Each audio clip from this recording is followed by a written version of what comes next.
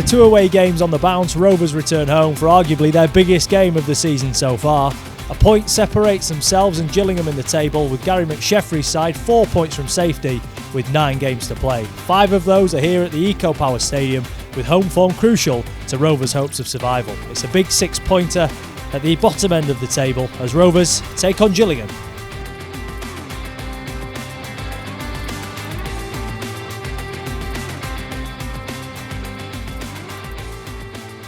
Hello, welcome back to the Eco Power Stadium and thank you for joining us for the latest edition of the Inside Rovers pre-match show. Joining me to look ahead to this weekend's game against Gillingham in Sky Bet League One, newly appointed Rovers media manager Liam Hoden and Rovers striker Rio Griffiths. Rio, a big one this weekend. The lads must be really buzzing to go out there and make amends, I suppose, for last weekend.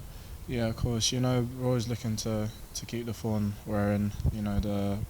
Obviously quite low down the table trying to stay up, so we need every point we can get. We're going into this game, head screwed on. Obviously the gaffers, into us about, set pieces, out of position, in position. So everything's very, we're focused on our play mainly more than Gillingham. But no, we'll be looking to get 3 points here. Liam, a busy couple of weeks, which we'll come onto a little bit more later on. You must be looking forward to this weekend as well. Yeah, it really feels like a big one, this one. A pivotal game in these last few weeks of the season, but yeah, very much looking forward to it. Yeah, a big one on Saturday, a big one tonight then as well. Before we get into it, let's take a look at what's coming up on the show tonight.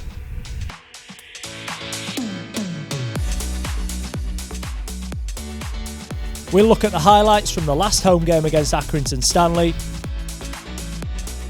Gary McSheffrey talks about finding consistency. It'll be down to the players to deliver the points. And we celebrate the Her Game 2 campaign by speaking to Lizzie Robinson from the Women's Supporters Group.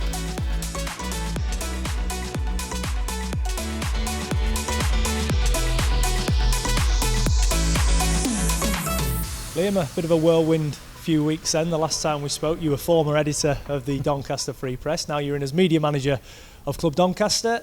Talk us through that a little bit and how excited you are by the new challenge. Massively excited. It's a change. It's coming onto the other side of the fence for me. But this club, taking it to my heart over the last sort of decade or so, covering it, and always thought that maybe the opportunity might come one day to work for the club itself. And it's come at a fantastic time for me, and I'm really enjoying it so far and looking forward to many years to come. Has it made the transition a little bit easier, the fact you know the club so well, as you said there? You've covered pretty much every game for the past, a lot of years, let's say.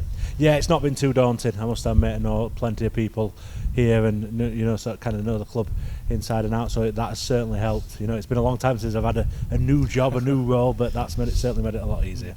And of course you've come in, no time to really rest on your laurels. It's straight into the business end of the season, isn't it? Yeah, it's certainly an interesting time to come into the job. A lot of pressure on each fixture and getting ready for those. So yeah, but you want to get your teeth stuck in early on and have plenty to do. Rio, yourself a new face at the club. You've been here a little while now, sort of 6 weeks or so. How are you finding it? Because as a young player at a new club in a new environment, what's that been like for you? Yeah, no, it's been great. Been enjoying it a lot coming here. Really happy playing in this stadium. Teammates have been brilliant. The gaffer's taken me in, so I'm very thankful for that. And yeah, so literally just here to try and get as many wins as possible and help the team stay up. But now I've enjoyed it. I enjoyed it a lot here. I know we've spoken a few times about the challenge that you were relishing coming here, and once the opportunity came to challenge yourself in English football, you jumped at it, didn't you? Yeah, of course. I mean, it's obviously difficult. My first few games as a professional to just come in, but now I thought I've handled it quite well. Obviously, again, the team's helped me, settle in, and the gaffer's helped me, Frank. So yeah, I'm just thankful to come in and settle in well. What's it been like acclimatising back to the English weather again after a few years in France? I suppose that's one of the most difficult parts, isn't it? Yeah, it's always going to be difficult. I mean, England will never change though. Weather's horrible, but it's brilliant for me just to come back and play here. Yeah, it's amazing. How nice has it been I suppose off the pitch as well, to be able to catch up with family. I know you said the other week it was your mum's birthday, wasn't it? Yeah. So you had a rare chance to go and see her and celebrate that. Must have been one of the things that you look forward to the most, as I said, away from football. Yeah, it was the first time in 3 years, celebrating my mum's birthday, coming back. So it's just nice to finally come back, see all my friends that I haven't seen in ages, build back up relationships, and that also helps me with my football, feeling happy. Got my family around me, so yeah, it's brilliant for me. And I know a few of the boys in the squad that you sort of know. Well, you knew Charlie already, didn't you, from your younger days? Josh Martin, you've got a good relationship as well. How has that helped you?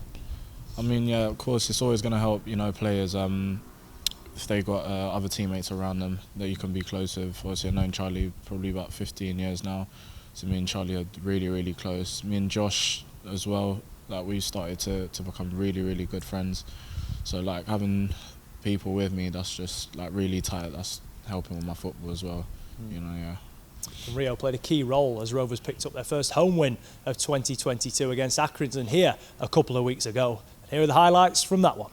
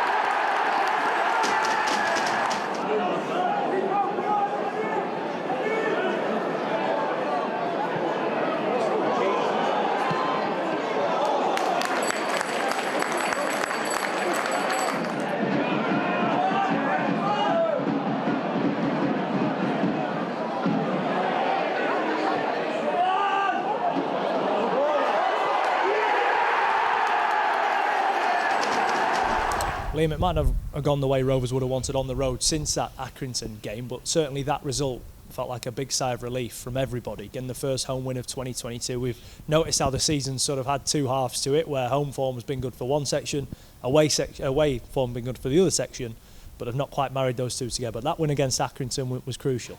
Yeah, coming within that run of good away results, it were a really important one, and we know, well, standing at this stage, that there's more home games to come than there are away. So getting that, not a monkey off the back, but getting that kind of, picking up that result and giving something to build on as they come back here this weekend, that were really important. And it wasn't a game that went all their own way either. They had to weather a bit of a storm from Accrington early on. As you know, every time they get a throw in this side of the halfway line, it's going in the box, isn't it? And it wasn't until sort of midway through the second half that they eventually got the goal. Yeah, you've got to show that resolve, and that attention. And we've seen that in plenty of games, and particularly away from home. But recently that's been a trait of Rovers, being able to soak up pressure and making things count when they come around, and that's what they did in that game. They're going to certainly have to do that again. This one, a tough one this weekend. You're going to get there's a certain degree of bombardment coming from Gillingham, so that you've got to stand up to that and deal with what they bring, and hopefully, as I say, strike when you get the opportunity. Rio, what's it been like in finding the balance? Because a lot of the emphasis has gone on being difficult to beat without the ball. I suppose then you've got to remember that when you do get the ball, you've actually got to do something with it. It can't all be off the ball, can it? No, it can't. We've obviously focused quite a lot out of possession. Being hard to beat, sitting back and obviously breaking, counter-attacking football. But it is difficult when you play teams like Accrington. They're a threat from everywhere on the pitch. throw-ons, corners, you name it, they'll get into the box. So I think we dealt with that first half. We dealt with that wave of attacks quite well. And, it's going to happen in games where you just got to see it out. And then, again, we got the goal in the second half and we obviously built from there. So, yeah, it was brilliant from us. Was it another learning experience for you? I think from memory you're up against 3 centre-halves who were sort of 6'5" plus. When the ball's being thrown up to you and they're saying, go on, deal with that, you must be thinking, listen lads, give me half a chance. Yeah, that happens though in football. You're going to come up against centre-halves that, are a lot bigger. I just try to win or something. Anytime the ball was in the air, obviously I wasn't going to win it, but I was trying my hardest and then expecting like Rory or Smudge to get the second balls. So you're going to have games like that where you're going to have to just do what you can for the team. And you got yourself an assist, didn't you, as well? Even though you didn't get a goal on the night, that must have been just as pleasing to play a big part in what was the match clincher, wasn't it? Yeah, of course. Again, even an assist to help the team, that for me, that will do the job for me. As long as the team's winning and we got the 3 points, I'll take that any day, yeah. Consistency has been the issue for Rovers for the most part this season. Gary McSheffrey has been again stressing the point that it's only his players who can fix that. That must be a concern though, because at the minute you seem to take one step forward with a couple of results recently and immediately take one back. I mean, why do you feel that the players and the team is so inconsistent right now? If I could put my finger on it, then there wouldn't be the consistency problem. But that's why obviously we're down. That's where we are in the league. That's why we're down there. And we need to find a level of consistency in the remaining games to give ourselves a chance. And like I say, we've got an opportunity on Saturday to put it right.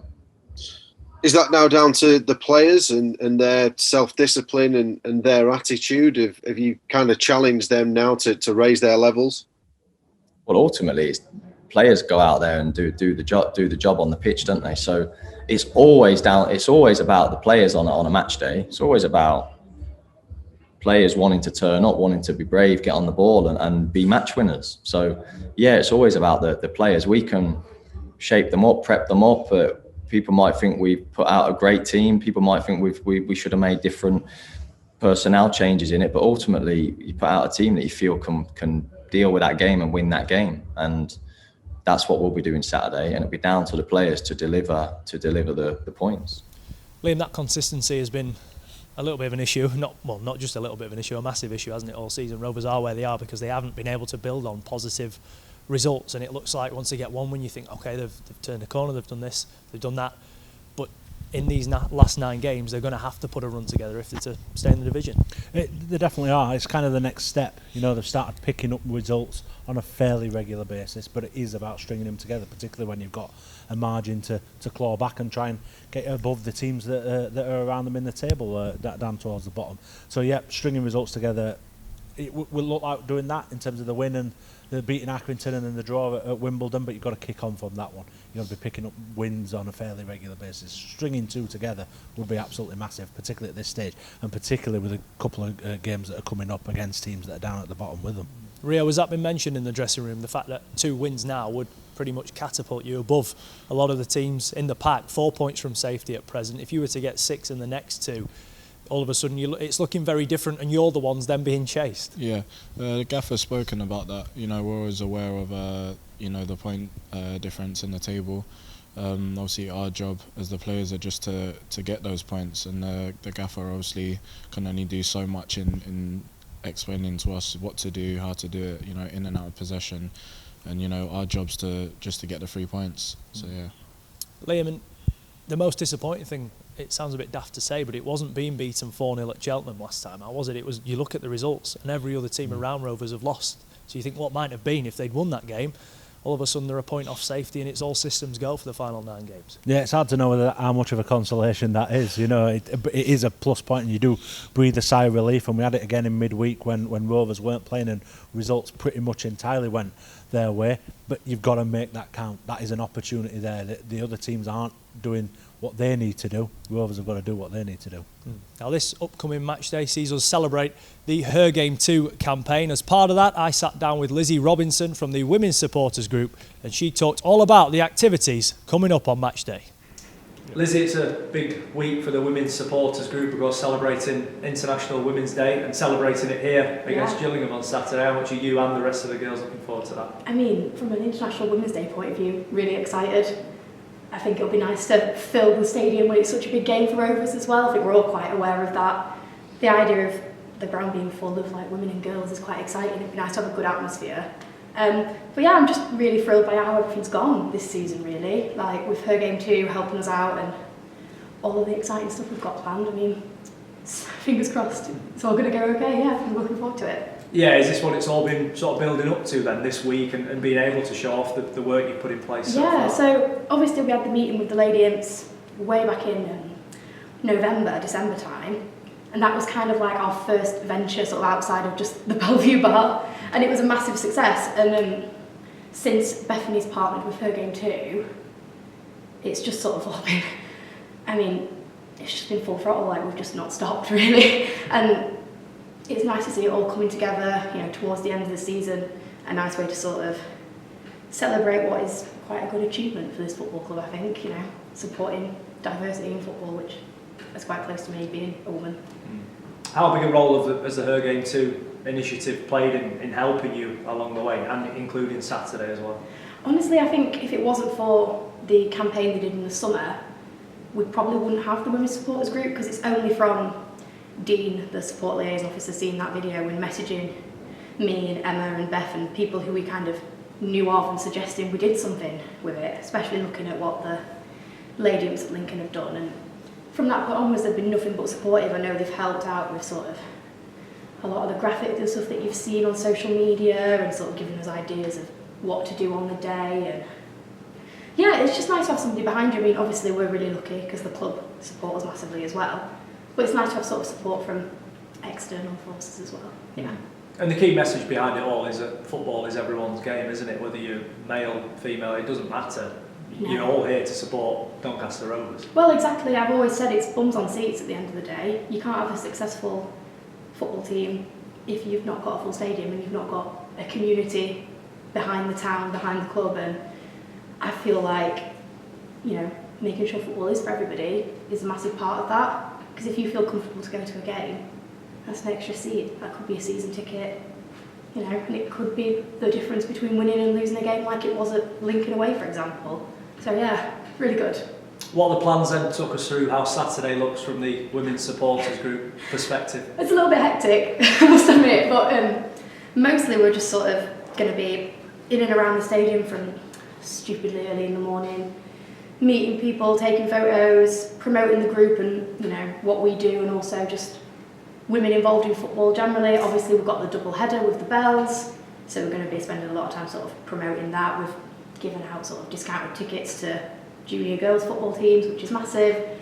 And yeah, it's just about getting the community together and just being as visible as possible, I think, because it's all right knowing somebody on Twitter, but unless you're going to go and speak to them, it's a bit daunting, isn't it? So I think we're all just going to have to be as out there as we can be, really, and just talk to people and get people involved. What does the ideal day look like? And apart from wins for Rovers yeah, and the bells, what does it look like from your perspective? For me, it looks like, even if it's just one extra person who goes to that game and thinks, really enjoyed that, I'd love to go again, and you then get like slightly more regular football in that family stand, or even they look at the atmosphere in the Black Bank and think I'd love to be involved in that next time. That first game is massive. I mean, people always talk about the first games, don't they? And it'd be nice to have one where they felt really welcomed and really involved and, you know, safe and included despite any differences they might have. So yeah, just a Rovers win will probably help that though. So we'll have to see. Liam, a big day for the women's supporters group. Of course, it was International Women's Day this week as well, and the Her Game 2 project has become more and more popular, hasn't it, and rightly so as well. Yeah, and the women's supporters group here in particular, they've made a big impact so far. You know, really good work in the short time that they've been formed, and it is a massively important thing. I've got 3 daughters. I want them to be able to come to this stadium and feel comfortable, and any stadium in the country, and watch a game of football and it not be an issue, the fact that they're female. So yes, it's you know, a great cause, and great that it's going to be highlighted this weekend. Yeah, it's a big thing, Rio, isn't it? We want everyone to feel welcome. Football is everyone's game. Liam mentioned there his daughters, my sisters as well, will come to games. I'm sure your mum will be coming to watch you as well, and it's important that they're all made to feel very welcome. Yeah, of course women are welcome. I mean, football is, you know, everyone's game. My mum's been coming from really, really young. You know, all the mums will be coming to watch their son every game. So yeah, that'll be important. They can come here whenever and watch. Yeah. Of course, Liam, the players will be wearing the Her Game 2 T-shirts as well to drive that initiative a bit more. I know Lizzie, as she said there, that her and the other members of the supporters group will be everywhere on match day. So important that people look out for them. Yeah, plenty going on. You know, a big message on the big screen, and you know, bits before and after, and of course the Bells double header. You know, the Bells playing on the pitch after the Rovers game as well, which is all part of that as well. So yeah, plenty of information out there, plenty of that message being spread. On to Gillingham we go then, Rio, a big test. The fact that a point separates the 2 teams in the league, both teams desperate to climb out of that relegation zone. It's all into the melting pot to be a really interesting afternoon, isn't it? Yeah, I think it will be a great game. Going into this game needing 3 points, it'll probably be one of the biggest games for us of the season. So yeah, we're really focused on this game Saturday. The gaffers, you know, said what he's needed to say in the change room, on the pitch. So yeah, we'll be up for this one. Similar to the one against Wimbledon a couple of weeks ago, in reverse with Rovers as the home team, Liam, and this and the Fleetwood game in a week's time already looking like must-wins, aren't they? They have to be. You know, time's running out. That's the big factor.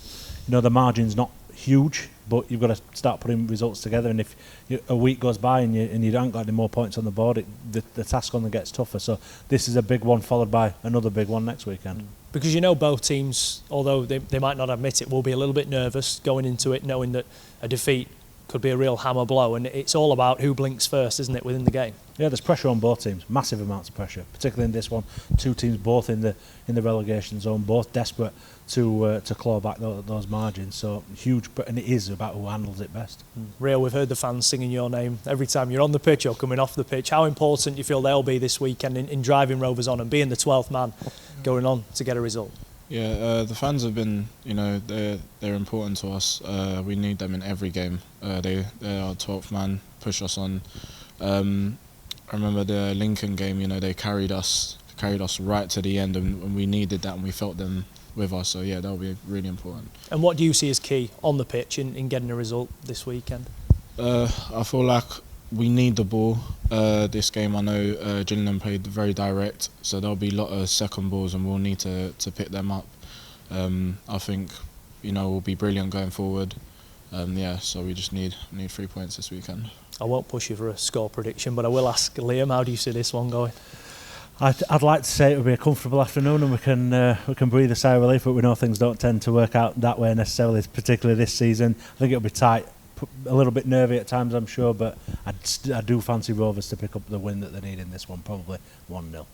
Liam, Rio, thank you for your company. Thank you at home for watching on as well. Come down and support the lads this weekend. A huge game in the fight for survival as Rovers take on Gillingham.